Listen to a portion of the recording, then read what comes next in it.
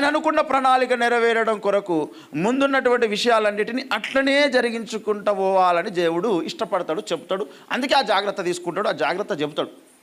అలా జాగ్రత్తగా చేసేవాడు ఎవడు అని దేవుడు పరిశీలిస్తాడు అన్నమాట. అలా పరిశీలించినప్పుడు ఒక సమయంలో దేవునికి మోషే దొరికిండు. అందుకే దేవుడు మోషేకి అప్పగించిండు. బాబుగా నువ్వు తప్ప ఇంకెవడు కట్టలేడా అని అనుకున్నట్టు. ఎవడైనా వాని సొంత తెలివిని ఉపయోగిస్తాడు, లేదా నేను చెప్పిన దానికి ఏదో కొంచెం అటు ఇటు చేస్తాడు. నువ్వు మాత్రమే నేను చెప్పింది చెప్పినట్టు చేస్తావు అని మోషేని దేవుడు మలుచుకొని ఆయన ద్వారా ప్రత్యక్షపు గుడారమును నిర్మింపజేసుకున్నాడు దేవుడు. దేవునికి మహిమ కలుగును గాక. ఎంత బాగా కట్టాడు మోషే ప్రత్యక్షపు గుడారం అంటే దేవుడే దిగొచ్చిండు వాళ్ళకు. దేవునికి మహిమ కలుగును గాక. దిగొచ్చి మాట్లాడడం మొదలుపెట్టిండు దేవుడు. ఎందుకంటే ఆయన ఇచ్చిన కొలతలు ఆయన అనుకున్నది అనుకున్నట్టుగా మోషే కట్టి చూపెట్టిండు. దేవా నువ్వు చెప్పినట్టే చేసినా ఇంకేమన్నా తక్కువైందా ఎక్కువైందంటే లేదు మోషే